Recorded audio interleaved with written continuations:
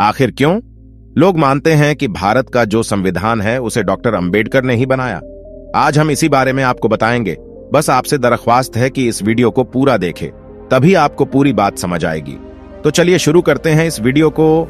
आखिर B.R. अंबेडकर संविधान सभा की प्रारूप समिति के अध्यक्ष भर थे, तो संविधान बनाने का पूरा श्रेय उन्हें ही क्यों दिया जाता है? आखिर जब संविधान सभा में 200 से ज्यादा सदस्य थे, तो अकेले डॉक्टर अंबेडकर को ही इतनी तवज्जो क्यों दी जाती है? आखिर डॉक्टर भीमराव बाबा साहब अंबेडकर को भारतीय संविधान का जनक क्यों कहा जाता है? इन सभी सवालों का जवाब इस वीडियो में मिल जाएगा। द्वितीय विश्व युद्ध की समाप्ति के साथ ही यह तय हो गया था कि अब अंग्रेज भारत पर लंबे वक्त तक शासन नहीं कर सकेंगे। लेकिन अगर अंग्रेज भारत छोड़कर जाते हैं तो इतने बड़े देश की जिम्मेदारी सौंपी किसे जाए? आखिर वो कौन होगा जिसके हवाले पूरा देश होगा? आखिर कांग्रेस में वो कौन कौन से नेता होंगे जिन्हें अंग्रेज देश चलाने की जिम्मेदारी देंगे? इसी सवाल का जवाब तलाशने के लिए 23 मार्च 1946 को कैबिनेट मिशन का एक दल दिल्ली पहुंचे।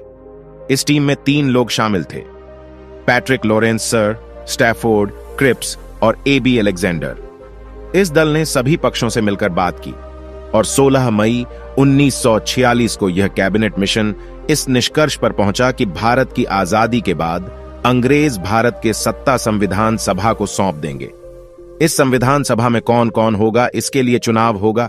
यह भी तय हुआ कि संविधान सभा में कुल 389 सदस्य होंगे, जिनमें 292 सदस्य प्रांतों से और 93 सदस्य प्रिंसली स्टेट से यानी कि रियासतों से होंगे। 25 जून को कैबिनेट मिशन की इस योजना पर आम सहमति बन गई। 29 जून को मिशन वापस लौट गया। इसी कैबिनेट मिशन की सिफारिशों के तहत अंतरिम सरकार का गठन हुआ, जिसमें 2 सितंबर 1946 को भारत की अंतरिम सरकार बनी और जवाहरलाल नेहरू देश के पहले प्रधानमंत्री बने। इससे पहले कैबिनेट मिशन की सिफारिशों पर संविधान सभा के 385 सीटों के लिए जुलाई और अगस्त 1946 में चुनाव हुए। उस चुनाव में बाबा साहब डॉक्टर भीमराव अंबेडकर की एक उम्मीदवार थे, जो बंबई से शेड्यूल कास्ट फेडरेशन के उम्मीदवार थे, लेकिन वो चुनाव हार गए। हालांकि महात्मा गांधी से लेकर कांग्रेस और यहां तक कि मुस्लिम लीग के लोग भी चाहते थे कि अंबेडकर को तो संविधान सभा का सदस्य होना ही चाहिए। तब बंगाल से B.R. अंबेडकर को उम्मीदवार बनाया गया। मुस्लिम लीग के वोटों के जरिए डॉक्टर अंबेडकर वो चुनाव जीत गए और संविधान सभा के सदस्य बन गए। लेकिन अभी तो असली कहानी बाकी थी, जिसमें मुस्लिम लीग ने कैबिनेट मिशन के चुनावी प्रस्ताव को स्वीकार कर लिया था। उसी मुस्लिम लीग ने संविधान सभा में शामिल होने से ही इनकार कर। इस बीच 6 दिसंबर 1946 को ब्रिटिश सरकार ने यह मान भी लिया कि 2 देश और 2 संविधान सभाएं बन सकती।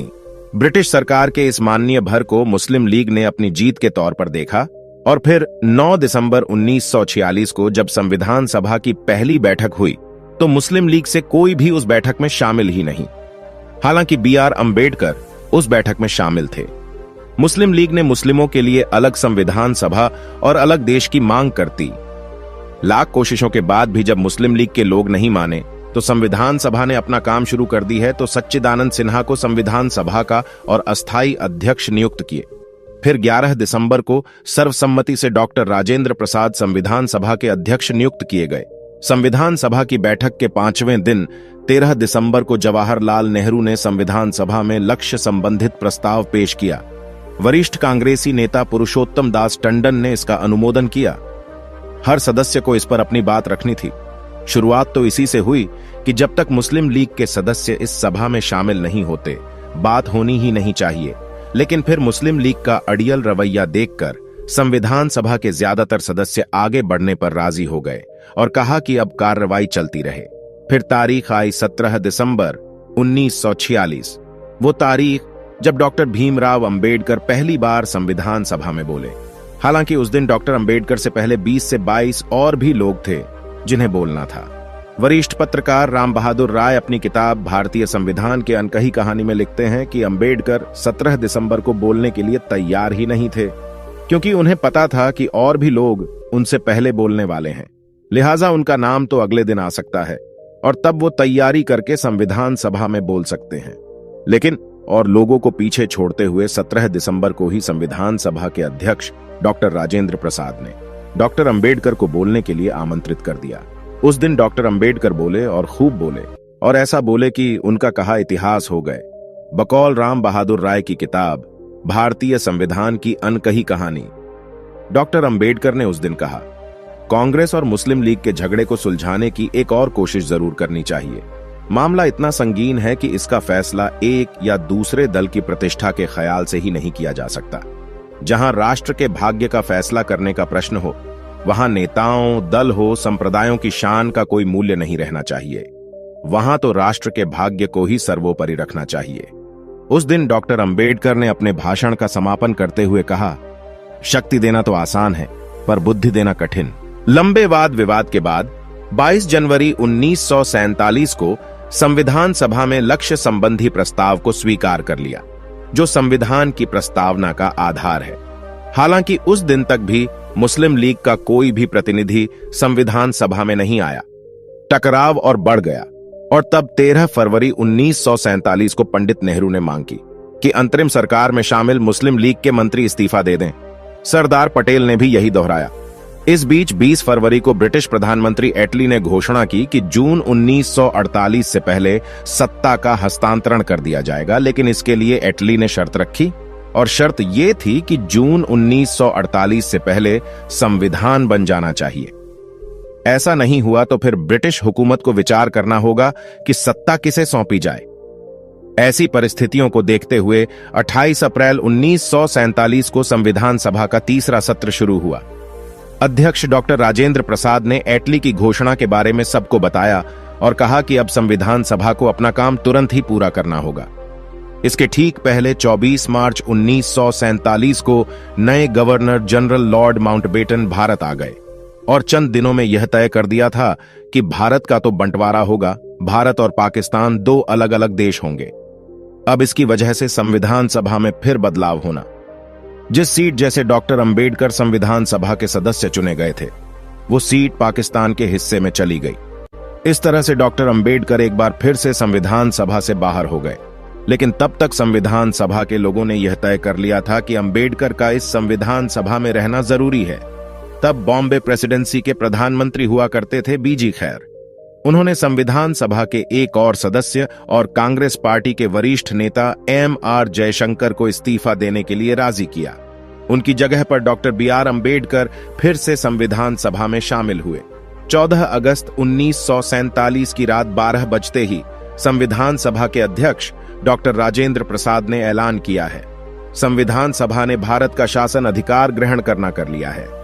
आजादी मिलने के बाद और सत्ता का हस्तांतरण संविधान सभा के पास होने के साथ ही संविधान सभा अपने मूल लक्ष्य की ओर आगे बढ़े और इसी कड़ी में 29 अगस्त 1947 को संविधान सभा में प्रारूप समिति के अध्यक्ष के तौर पर डॉक्टर भीमराव अंबेडकर का नाम सर्वसम्मति से पास कर दिया। प्रारूप समिति में और भी 6 सदस्य थे, जिनमें कन्हैयालाल माणिकलाल मुंशी, मोहम्मद सादुल्लाह, अल्लादी कृष्ण स्वामी अय्यर, N. गोपाल स्वामी अयंगर, खेतान और मित्र थे। 30 अगस्त 1947 को संविधान सभा स्थगित कर दी गई ताकि संविधान का मसौदा या कहिए कि संविधान का प्रारूप बनाया जा सके। 27 अक्टूबर से इस प्रारूप समिति ने रोजमर्रा का काम शुरू किया। बात, विचार और बहस के बाद 21 फरवरी 1948 को प्रारूप समिति के अध्यक्ष डॉक्टर अंबेडकर ने संविधान सभा के अध्यक्ष डॉक्टर राजेंद्र प्रसाद के सामने संविधान का प्रारूप रखा। डॉक्टर राजेंद्र प्रसाद ने इस मसौदे या कहिए कि प्रारूप को सरकार के मंत्रालयों, प्रदेश सरकारों, विधानसभाओं और सुप्रीम कोर्ट, हाई कोर्ट को भेजा ताकि सबके सुझावों को शामिल किया जा सके। जो सुझाव आए उन पर प्रारूप समिति ने 22 मार्च से 24 मार्च 1948 के बीच विचार विमर्श किया। 3 नवंबर 1948 से फिर से संविधान सभा की बैठक शुरू हुई। 4 नवंबर 1948 को डॉक्टर राजेंद्र प्रसाद ने फिर से मसौदे पर बात की और संविधान सभा को कहा कि यह मसौदा उस समिति ने बनाया है जिसे इसी संविधान सभा ने बनाया था और जिसके अध्यक्ष डॉक्टर भीमराव अंबेडकर हैं। 4 नवंबर को उसी दिन डॉक्टर अंबेडकर ने मसौदे को संविधान सभा के पटल पर रखा। आने वाले दिनों में कुछ संशोधन भी सुझाएंगे। कुछ माने गए, कुछ को खारिज कर दिया गया और फिर 17 नवंबर 1949 को संविधान सभा के अध्यक्ष डॉक्टर राजेंद्र प्रसाद ने घोषणा की, अब हम संविधान के तृतीय पठान को आरंभ करेंगे। इसका अर्थ था कि अब संविधान बनकर तैयार हो गया है। इसके बाद डॉक्टर राजेंद्र प्रसाद ने मसौदा समिति के अध्यक्ष डॉक्टर अंबेडकर को पुकारा वो अपनी जगह पर खड़े हुए और कहा, मैं यह प्रस्ताव पेश करता हूं कि संविधान को सभा ने जिस रूप में निश्चित किया है उसे पारित किया गया है। इस प्रस्ताव पर 17 नवंबर 1949 से 25 नवंबर 1949 तक बहस हुई और फिर 26 नवंबर को संविधान सभा के अध्यक्ष के तौर पर डॉक्टर राजेंद्र प्रसाद ने अपना आखिरी अध्यक्षीय भाषण दिया। भाषण खत्म होने के बाद डॉक्टर राजेंद्र प्रसाद ने पूछा, प्रश्न यह है कि इस सभा द्वारा निश्चित किए गए रूप में यह संविधान पारित किया जाए। पत्रकार राम बहादुर राय अपनी किताब भारतीय संविधान की अनकही कहानी में लिखते हैं कि डॉक्टर राजेंद्र प्रसाद के इस सवाल पर ध्वनि मत से संविधान स्वीकृत किया गया। सदन में देर तक तालियां बजती रहीं और फिर 26 जनवरी 1950 को देश को अपना वह संविधान मिला जिसके लिए हम गर्व से कहते हैं कि हमारा संविधान दुनिया का सबसे बड़ा लिखित संविधान है और जिसको बनाने में बाबा साहब डॉक्टर भीमराव अंबेडकर का वो योगदान है जिसकी वजह से उन्हें भारत के संविधान निर्माता की उपाधि दी गई है। दोस्तों, आज की वीडियो में बस इतना ही। इस चैनल पर मैं सिर्फ बाबा साहेब के जीवन से जुड़ी छोटी बड़ी सभी जानकारी लेकर आता रहता हूं। यदि आप बाबा साहब को पसंद करते हो और इनके बारे में और अधिक जानना चाहते हो तो हमारे अंबेडकर साहेब जी यूट्यूब चैनल को सब्सक्राइब कर ले। वीडियो को पूरा देखने के लिए धन्यवाद। आपका दिन शुभ हो।